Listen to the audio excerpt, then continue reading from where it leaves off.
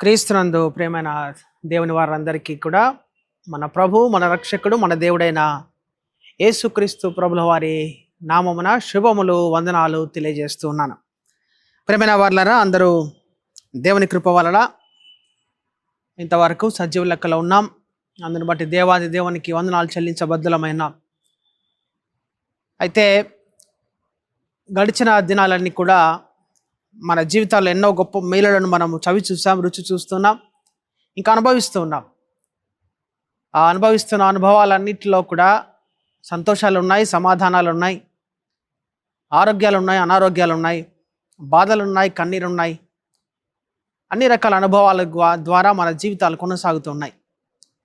అయితే సమస్తము కలిగించిన వాడు మన ప్రభు అయిన దేవుడు కాబట్టి ఆ దేవాది దేవుణ్ణి నిత్యము మన హృదయాలలో, మన హృదయాలకు రాజుగా, మన జీవితాలకు చక్రవర్తిగా ఆయనను ప్రతిష్ఠ చేసుకోవాల్సిన అవసరత ప్రతి క్రైస్తవునికి ఎంతైనా ఉన్నది. ఆ సత్యాన్ని మనం జ్ఞాపకం ఉంచుకోవాలి. ఈరోజు ప్రాముఖ్యంగా ఒక వ్యక్తి యొక్క జీవితం మనము ధ్యానం చేయబడడం ద్వారా దేవుడు తన అత్యంత కృప వలన నలిగినటువంటి జీవితములలో నలిగిపోయినటువంటి జీవితాన్ని తిరిగి ఏ విధంగా అయితే రిస్టోర్ చేస్తాడో ఆ రిస్టోరేషన్ను దేవుడు ఈరోజు మనకు గుర్తు చేయబోతూ ఉన్నాడు. సో ఆ వ్యక్తి ఎవరో, ఆ వ్యక్తిత్వంలో దేవుడు చేసిన రిస్టోరేషన్ ఏంటిదో, ఎలా చేశాడో మనము దైవలేఖన భాగాలను చదువుకుందాం, ప్రార్థిద్దాం, చదివినటువంటి వాక్యాన్ని ధ్యానం చేద్దాం. మొదటగా వాక్యాన్ని చదువుకుందాం. సమూయేలు 2వ గ్రంథము 9వ అధ్యాయము మొదటి 10 వచనాలు, లేదంటే 9వ అధ్యాయం మొదటి నుంచి చివరి దాకా 13 వచనాలు ఉన్నాయి. ఆ 13 వచనాలు ఉన్నటువంటి దైవలేఖన భాగాలు మనం చదివినట్లయితే అక్కడ ప్రాముఖ్యమైనటువంటి కొన్ని క్యారెక్టర్స్ మనకు కనబడతా ఉన్నాయి. యోనాతాను, దావీదు, సౌలు, షెబా మరియు ప్రాముఖ్యమైనటువంటి వ్యక్తి మెఫీబోషెతు అనేటువంటి ఈ క్యారెక్టర్స్ మనకు ఈ 13 వచనాల్లో మనకు కనబడతా ఉన్నాయి. ఈ వచనాల ద్వారా ఈ వచనాలు మనం ధ్యానం చేద్దాం. దేవుడు మనతో ఈరోజు ఏం మాట్లాడాలనుకుంటున్నాడో దేవునికి అప్పగించి ఆయన నడిపింపు కొరకు ప్రార్థన చేద్దాం. దయచేసి కళ్ళు మూసుకొని నాతో పాటుగా ప్రార్థనలో ఏకీభవించవలసిందిగా మిమ్మల్ని ప్రేమతో ఆహ్వానిస్తూ ఉన్నాను. ప్రేమగల మా ప్రియ పరలోకపు తండ్రి, దయగల మా దేవా, నీ శ్రేష్టమైన ఉన్నతమైన పాదములకు వందనాలు ప్రభువా. మేము పాపులమైన, నీచులమైన, దుర్మార్గులమైన మమ్మల్ని ప్రేమించి ఇంతవరకు కాపాడిన తండ్రి, కాపాడుతున్న తండ్రి, నీకు వందనాలు. ఉదయకాల సమయంలో మరొకమారు నీ దైవ లేఖన భాగంలో మేము ధ్యానించబోతూ ఉన్నాం. మాకున్నటువంటి జ్ఞానం ద్వారా మేము దైవలేఖన భాగంలో ఉన్నటువంటి ఆ శ్రేష్టమైన నిగూఢమైనటువంటి అర్థాలను గ్రహించే శక్తి మాకైతే లేదు. కానీ పరిశుద్ధాత్మ దేవ, మీరే మాతో మాట్లాడమని, మీరు మాట్లాడి మా ఆత్మలకు అవసరమైనటువంటి శ్రేష్టమైన నీ పరలోకపు మన్నాను మాకందరికీ దయచేయమని మా ప్రభువైన క్రీస్తు ద్వారా అడిగి వేడుకుంటున్నాము తండ్రి, ఆమేన్. ప్రియమైన వారలారా, చదువుకున్నటువంటి వాక్య భాగం మనం గమనించినట్లయితే ఇది వరకు మనం మాట్లాడుకున్నట్టుగా కొన్ని పేర్లు మనకి ఇక్కడ కనబడతా ఉన్నాయి, కొన్ని క్యారెక్టర్స్ మనకి ఇక్కడ కనబడతా ఉన్నాయి. యోనాతాను, దావీదు మహారాజు, సౌలు మహారాజు గారు, షేబా మరియు మెఫీబోషెతు. ఈ 5 క్యారెక్టర్స్ మనకి ఇక్కడ కనబడతా ఉన్నాయి. అందరికీ తెలిసినటువంటి చాలా సుపరిచితమైనటువంటి వాక్య భాగం ఇది. అందరికీ తెలుసు, చాలా సందర్భాల్లో ఈ వాక్యం గురించి వినే ఉంటాం. అయితే ఈరోజు పరిశుద్ధాత్మ దేవుడు వీటిలో దాగి ఉన్న కొన్ని సత్యాలు, ఈరోజు కొన్ని మర్మాలు దేవుడు మనతో మాట్లాడబోతున్నాడు. కాబట్టి ఆ మర్మాలను గ్రహించడానికి మన ఆత్మలు అనబడిన ఆత్మలకు ఉన్నటువంటి తలుపులను మనం తెరుచుకుందాం. మన ఆత్మీయ నేత్రాలను తెరుచుదాం. ఆత్మీయమైన చెవులను తెరిచి వాక్యంలో ఉన్నటువంటి సత్యాలను గ్రహించడానికి ప్రయత్నం చేద్దాం. అందుకే యేసుక్రీస్తు ప్రభు వారు ఉపమానాలు చెప్పిన ప్రతిసారి ఒక మాట ఎప్పుడు మాట్లాడేవాడు. చెవులు గలవారు ఆత్మ చెప్పు సంగతులు విందురుగాక. చెవులు గలవారు అంటే దేవుడు భూమి మీద పుట్టించిన ప్రతి మనిషికి చెవులు ఉన్నాయి. ఫిజికల్గా అందరికీ చెవులు ఉన్నాయి.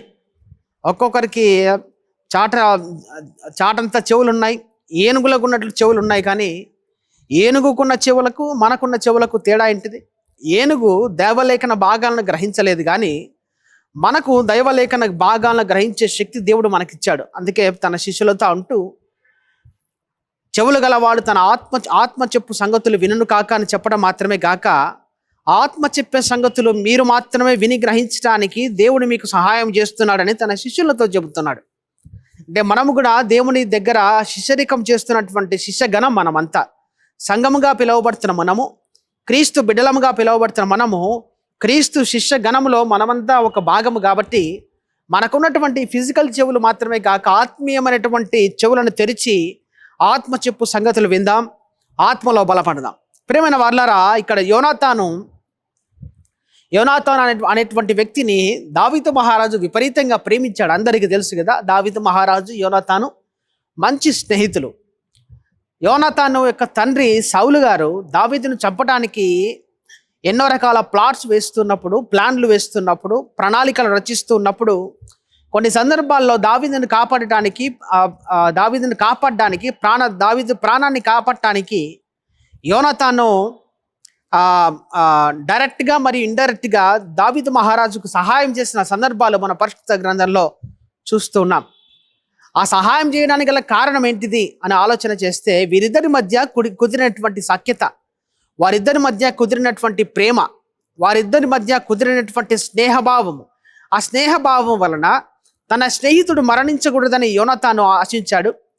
తన స్నేహితుని ద్వారా మేలు పొందుకున్న తర్వాత దావీదు మహారాజు కూడా ఈ సందర్భంలో రాజుగా, చక్రవర్తిగా సింహాసనం మీద ఆసీనుడైన తర్వాత ఇదే మహారాజు దావీదు మహారాజు ఆలోచిస్తూ తన స్నేహితుడైన యోనాతాను జ్ఞాపకం చేసుకుంటూ, ఆ యోనాతాను కుమారులను, సంతతిని వారు నాశనం కాకుండా ఉండాలనే ఉద్దేశంతో దావీదు మహారాజు ఇక్కడ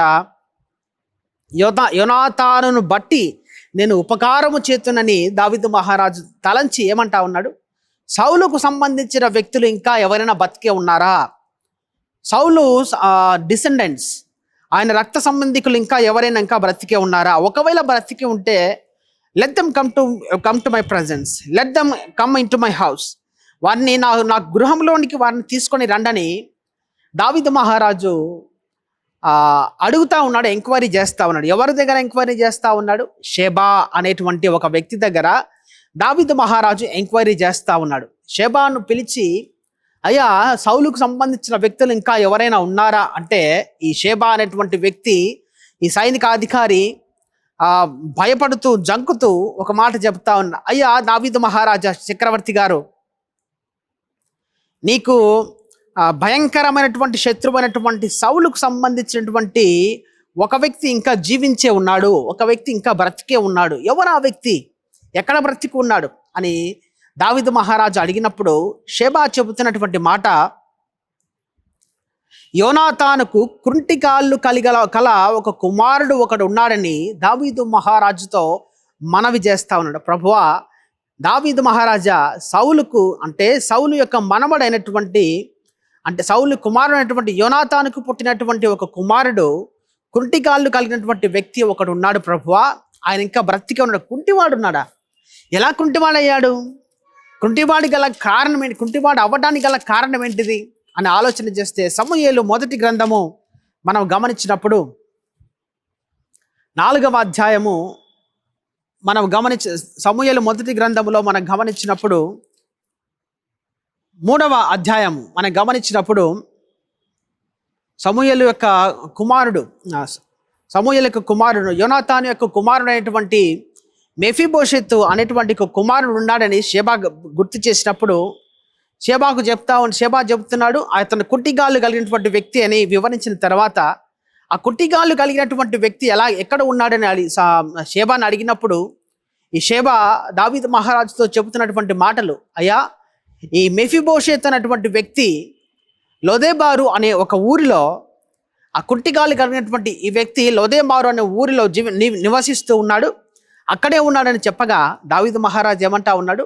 అతనిని తీసుకొని నా దగ్గరికి తీసుకొని రండి, నేను యోనాతానును బట్టి అతని సంతానమును నేను ఆశీర్వదించదనని, యోనాతానును బట్టి అతని సంతానాన్ని సంతానం మీద నేను కరుణ చూపెదనని దావీదు మహారాజు ఆశించాడు కాబట్టి, కోరుకున్నాడు కాబట్టి దావీదు మహారాజు అంటా ఉన్నాడు, అతను నా సన్నిధికి తీసుకొని ఎలా కుంటివాడిగా మార్చబడినాడు ఆ పిల్లవాడు, ఆ చిన్న పిల్లవాడు. సమూయేలు 2వ గ్రంథము 4వ అధ్యాయము మొదటి 4-5 వచనాలు మనం చదివినప్పుడు ఇక్కడ 4వ వచనంలో కనపడతా ఉంది. సౌలు కుమారుడు యోనాతానునకు కుంటివాడగు కుమారుడు ఒకడుండెను. యెజ్రెయేలు నుండి సౌలును గురించియు యోనాతానును గురించి వర్తమానం వచ్చినప్పుడు వాడు 5 ఏండ్ల వాడు. అంటే ఇది కుంటివాడు కాకమునుపు జరిగినటువంటి సంగతిని ఇక్కడ వివరిస్తా ఉన్నాడు. వాని ఎత్తుకొని పరుగున పారిపోగా వాడు పడి కుంటివాడాయను. వాని పేరు మెఫీబోషెతు. అంటే పుట్టడమే కుంటివాడిగా పుట్టల ఆ పిల్లవాడు. పుట్టినప్పుడు చక్రవర్తికి కుమారుడిగా, రాజకుమారుడిగా భోగభాగ్యాలు అనుభవిస్తున్నటువంటి మెఫీబోషెతు ఆ దేశం మీదకి శత్రు సైన్యం వచ్చినప్పుడు చంపుతారనే ఉద్దేశంతో ఆ కుమారుని, ఆ పిల్లవాడిని ఎత్తుకుని పరిగెత్తుతూ ఉండగా కింద పడి 2 కాళ్ళు విరిగిపోయినట్లుగా మనం చూస్తున్నాం. అంటే రాజకుమారుడుగా నివసిస్తున్నటువంటి మెఫీబోషెతు ఒక్క క్షణంలో ఎలా మార్చబడినాడు? 2 కాళ్ళు ఈడ్చుకుంటూ పాకుతూ వెళుతున్నటువంటి దుర్భరమైన స్థితిలోనికి ఒక్క క్షణంలో మార్చబడినాడు. మార్చబడిన తర్వాత ఎక్కడ జీవిస్తున్నాడంట? లొదేబారులో జీవిస్తూ ఉన్నాడంట. ఈ లొదేబార్ అనేటువంటి మాటకు అర్థాన్ని ఈరోజు మనం జ్ఞాపకం చేసుకోవాలి.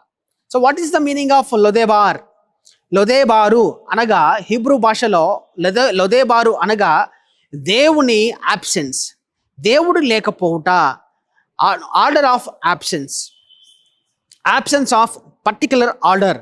దేవుడు లేకపోవుట, ఒక నియమ నిబంధనలు లేకపోవట, క్రమము లేకపోవటం, దేవుని యందు భయభక్తులు లేకపోవటం అనేటువంటి అర్థాన్ని లొదేబారు అనే మాటకు హీబ్రూ భాషలో ఇచ్చారు. అయితే ఈ పిల్లవాడు ఎక్కడ నివసిస్తూ ఉన్నాడు? లొదేబారులో నివసిస్తూ ఉన్నాడు. ఎక్కడికి రమ్మని పిలుస్తూ ఉన్నాడు దావీదు మహారాజు లొదేబారులో నివసిస్తున్నటువంటి ఈ మెఫీబోషెతును తన గృహానికి రమ్మని పిలుస్తూ ఉన్నాడు. పిలవటం మాత్రమే కాదు, పిలిచిన తర్వాత ఏమిస్తా అంటున్నాడు? ఆ పిల్లవానికి నిరంతరము ఒలీవ మొక్కల వలె నా బల్ల చుట్టూ నీ కుమార్తెలు ఒలీవ మొక్కల వలె ఉందిరని ఏ విధంగా అయితే ఇదే కీర్తనకారుడు చెబుతా ఉన్నాడో, ఈ మెఫీబోషెతుకు కూడా దావీదు మహారాజు ఇస్తున్నట్టు గొప్ప అద్భుతమైనటువంటి రిస్టరేషన్. ఏంటిదా రిస్టరేషన్ అంట? నువ్వు దేవుడు లేని స్థితిలో నివసిస్తున్నటువంటి నిన్ను తీసుకుని వచ్చి ఏం చేస్తా ఉన్నాడు? దేవుని యొక్క సన్నిధిలో ఒలీవ మొక్కల వలె ఆయన భోంచేస్తున్నటువంటి ఆ భోజనపు బల్ల చుట్టూ కూర్చునేటువంటి ధన్యకరమైన స్థితి దావీదు మహారాజు ఇస్తా ఉన్నాడు. ప్రేమైన వర్లారా, ఈ చిన్న ప్యాసేజ్ ద్వారా మనం గ్రహించవలసినటువంటి సత్యం ఏంటిదయ్యా అని అంటే, దావీదు మహారాజును మనం తండ్రి అయిన దేవునిగా మనము లెక్క వేసుకున్నప్పుడు లొదేబార్ అనేటువంటి స్థితిలో పాపపు జీవితం జీవిస్తున్నటువంటి మనందరినీ దేవుడు ఏం చేస్తూ ఉన్నాడు? అయ్యా, పాపపు జీవితాన్ని మీరు జీవిస్తూ ఉన్నారు. ఆ పాపపు జీవితం మీరు జీవించడానికి గల కారణం ఏంటిదంటే, మీ జీవితంలో అబ్సెన్స్ ఆఫ్ గాడ్, మీ జీవితంలో absence of the presence of the God, దేవుని యొక్క నడిపింపు మీ జీవితంలో లేకపోవటం వల్ల, పరిశుద్ధాత్మని యొక్క నడిపింపు మీ జీవితంలో లేకపోవటం వల్ల, ఆత్మ యొక్క నడిపింపు మీ జీవితంలో లేకపోవటం వల్ల, వాక్యాన్ని మీరు సరిగా ధ్యానం చేయలేకపోవటం వల్ల, వాక్యం యందు భయభక్తులు లేకుండా మీరు జీవించటం వల్ల మీ జీవితం ఎలా ఉందంట? భూమి మీద పాకుతూ జీవిస్తున్న దుర్భరమైన స్థితిలో మనము జీవిస్తూ ఉన్నాం. అయితే ఆ ప్రేమ కలిగినటువంటి దేవుడు ఎలాంటి దేవుడు? మన దేవుడు ప్రేమ కలిగినటువంటి అత్యంత ప్రేమ కలిగినటువంటి ఆ తండ్రి అయిన దేవుడు తన మహా గొప్ప ప్రేమ వలన మన పాపపు జీవితం నుంచి విడుదల కలిగించడానికి, అలాంటి పాకుతూ జీవిస్తున్నటువంటి మన జీవితంలో నుంచి తీసుకొని వచ్చి ఎక్కడ కూర్చోబెడతా ఉన్నాడు? దేవుని యొక్క బల్లలో పాలు పందులు పొందుతూ, దేవుని శరీర రక్తం అని పిలువబడుతున్నటువంటి యేసు రక్తమును తిని త్రాగేటువంటి గొప్ప స్థితిలో మనందరిని ఉంచుతూ ఏమంటా ఉన్నాడు? ఆయన బల్ల చుట్టూ ఒలీవ మొక్కల వలె మనందరిని దేవుడు ఏర్పాటు చేశాడంట. ఏంటిది? What is the significance of this olive trees? ఒలీవ మొక్కలకు ఉన్నటువంటి అద్భుతమైనటువంటి గుణం ఏంటిది? ఒలీవ మొక్కలు నిరంతరము జీవించేటువంటివి. సజీవుడైనటువంటి దేవుణ్ణి పూజిస్తున్నటువంటి మనము, సజీవుల లెక్కలో ఉండి సజీవుడైనటువంటి దేవుణ్ణి పూజిస్తున్నటువంటి మనము నిత్యము సజీవులుగా ఉండాలనే ఉద్దేశంతోనే దేవుడు ఏం చేస్తూ ఉన్నాడు? లొదేబారులో ఉన్నటువంటి మన జీవితాన్ని ముఖచెక్కలుగా పగలగొట్టివేసి, లొదేబారులో జీవిస్తున్నటువంటి మన జీవితాన్ని తుడిచిపడేసి నూతన జీవితం ఎక్కడిస్తా అంట? తన బల చుట్టూ మనల్ని పట్టడానికి దేవుడు సిద్ధపడ్డాడు. ఆ ప్రేమనే దేవుడి యొక్క ప్రేమ. ఆ ప్రేమకు ప్రతిరూపమే భూమి మీద పరలోకాన్ని వదిలిపెట్టి భూమి మీదకి వచ్చినటువంటి ఆ ప్రభు అయినటువంటి యేసు క్రీస్తు ప్రభుల వారు. ఆ ప్రేమకు ప్రతిరూపంగానే భూమి మీదకి వచ్చినటువంటి ఆ శరీరధారి అయినటువంటి ఆ త్రియేక దేవుడు శిలువ మాను మీద కొనకు మరణించటము. ఆ ప్రేమకు ప్రతిరూపమే శిలువ మాను మీద మరణించటం మట్టుకు మాత్రమే కాక దేవుడు తన శరీరములో పాలు పొందటానికి మనకు కృపను అనుగ్రహించాడు. తన రక్తాన్ని త్రాగటానికి మనకు కృపను అనుగ్రహించాడు. ప్రేమైన దేవుని బిడ్డలారా, మన జీవితము ఎలాంటి జీవితం కానీ మనం కొనసాగిస్తూ ఉన్నాం? What kind of life you are leading? ఇంతవరకు నువ్వు ఎలాంటి జీవితాన్ని నువ్వు జీవిస్తూ ఉన్నావు? మనమందరం ఎలాంటి భయంకరమైన జీవితాన్ని మనం జీవిస్తాను? పాపములో పడిగి మురిగిపోయి పాపములో మన జీవితాన్ని నాశనం అయిపోతూ పాపములోనే మన జీవితం నిరంతరము కృషించిపోతూ ఉన్నాయి. అందుకే ఒక కథను అంటాడు, యువర్ సీన్స్ ఆర్ ఫర్మెంటింగ్ అంట. అంటే మన జీవితంలో మన పాపాలు ప్రతిదినం ఊరుతూ ఉన్నాయి. ఏం ఊరుతూ ఉన్నాయి? పాపములో నుంచి పాపము వలన మన జీవితంలో ఆ దుర్గంధం ఊరుతూ ఉంది ప్రతిదినము. ఆ పూరితమైనటువంటి మన జీవితాలను దేవుడు సుమధురమైన సువాసనగా, పరిమళ సువాసనను వెదజల్లే రీతిగా దేవుడు మార్చడానికి తన బల్ల యుద్ధకు మనల్ని ఆహ్వానిస్తూ ఉన్నాడు. కాబట్టి ప్రేమైన దేవుని బిడ్డలారా, మనమందరం ఈరోజు గుర్తు చేసుకోవాలి, దేవుడు మనకు యోనాతానును బట్టి ఏ విధంగా దేవుడు కరుణించాడో, యేసు క్రీస్తును బట్టి తండ్రి అయినటువంటి దేవుడు మనల్ని ఏ విధంగా మనల్ని కరుణించి యేసు క్రీస్తు యొక్క తన శరీర రక్తములో పాలు పొందిన మనందరినీ తన బల చుట్టూ ఒలీవ మొక్కల వలె, నిత్యము సువాసనలు వెదజల్లేటువంటి ఒలీవ మొక్కల వలె, నిత్యము నిలిచి ఉండేటువంటి ఒలీవ మొక్కల వలె మనందరినీ తీర్చిదిద్దాలని ఆ తండ్రి అయిన దేవుని యొక్క ప్రేమ, తండ్రి అయినటువంటి దేవుని యొక్క ప్రేమ, ఆ ప్రేమకు మనమందరం పాత్రలు కావాలి. ప్రియమైన వారలారా, గెత్సెమనే తోట అనుభవం మనందరికీ కావాలి. గెత్సెమనే తోటలో యేసు క్రీస్తు ప్రభుల వారు మోకరించి ప్రార్థన చేస్తూ ఉన్నారు. మోకరించి కన్నీరు విడిచి ప్రార్థన చేస్తూ ఉన్నాడు.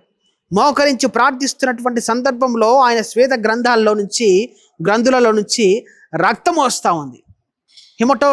హిమటోగ్రఫీ అనేటి ఒక టర్మినాలజీ ఉంది దానికి. I'm not sure about that word. అయితే ఆ హిమటోగ్రఫీ అనేటువంటి ఆ మెడికల్ టర్మినాలజీ యొక్క అర్థం ఏంటిదంటే, శరీరంలో విపరీతమైనటువంటి ఒత్తిడి ఏర్పడినప్పుడు శరీరంలో నుంచి, ఆ చర్మంలో నుంచి స్వేదం బదులుగా రక్తం బయటకు వస్తుందంట. అంత విపరీతమైన ఒత్తిడికి గురైనటువంటి మన ప్రభు అయిన యేసుక్రీస్తు ప్రభుల వారు మన కోసం తన రక్తాన్ని ధారపోయటానికి సిద్ధపడ్డాడు. తన శరీరాన్ని ముక్కచెక్కలుగా చేయటానికి సిద్ధపడ్డాడు. ఆ ముక్కచెక్కలైనటువంటి ఆ శరీర రక్తంలో మనం ప్రతిదినము పొందుకుంటూ ఉన్నాం. గెత్సెమనే అనుభవం మనం పొందుకోవాలి. ఏంటిది Gethsemane? What is the meaning of the Gethsemane? Gethsemane అనే మాటకు అర్థము నూనె గానుగా. చిన్నప్పుడు మనం చూస్తూ ఉంటాం పల్లెటూళ్ళలో ఒక ఎద్దును కట్టేసి మధ్యలో శనక్కాయలో లేదంటే నువ్వులో వేసి గానుగ తిప్పేది, ఫ్రెష్ ఆయిల్ బయటకు వచ్చేది.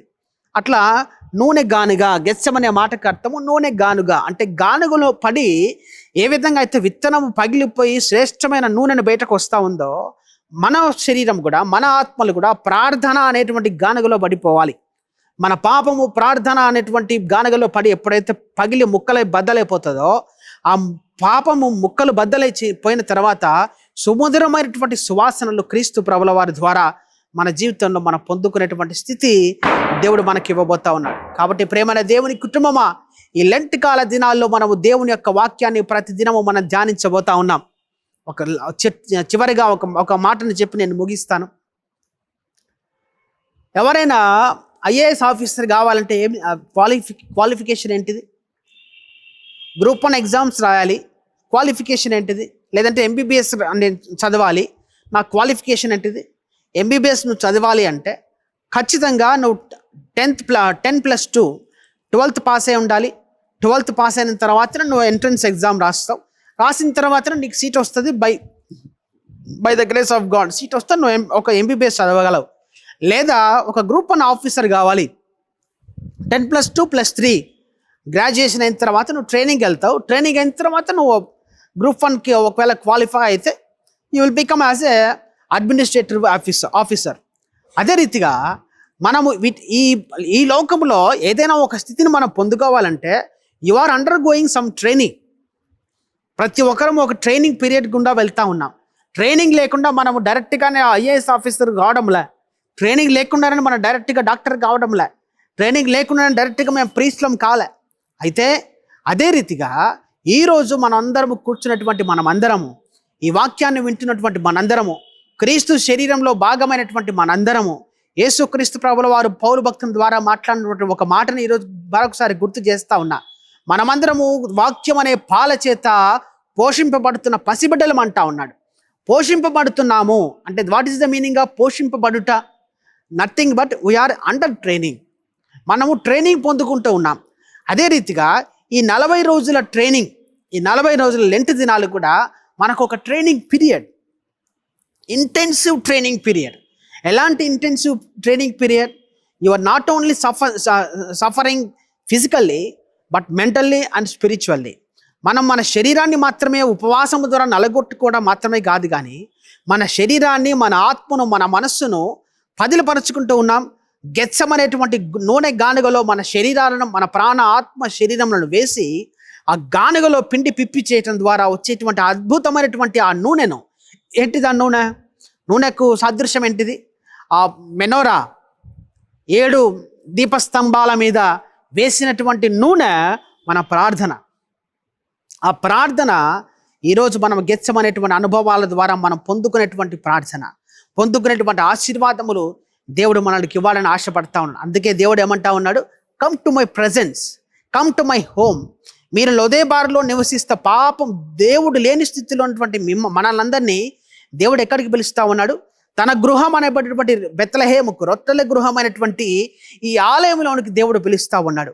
దేవుడు ఇచ్చేటువంటి అద్భుతమైనటువంటి జీవాహారమైనటువంటి ఇవ్వబోతున్నటువంటి ఈ ఆలయంలోనికి దేవుడు మనందరినీ పిలుస్తా ఉన్నాడు. కాబట్టి ప్రియమైన వారులారా, ఈ 40 దినాల ఇంటెన్సివ్ ట్రైనింగ్లో మనం అందరం ఒకరితో ఒకరు పాలు పొందుకుందాం, ఒకరికొకరు మనం పరిచారం చేసుకుందాం, ఒకరికొకరు మన సపర్యలు చేసుకుందాం, ఆత్మీయంగా స్థిరపడదాం, బలపడదాం, పరలోక రాజ్యపు వారసత్వాన్ని పొందుకొని దేవుడు తన పిలిచినటువంటి ఆ పిలుపుకు మనం ఉపయోగకరంగా మన జీవితాన్ని మార్చుకోవటానికి ఆ పరిశుద్ధాత్మ దేవుడు మనందరికీ సహాయం చేసి నడిపించును గాక.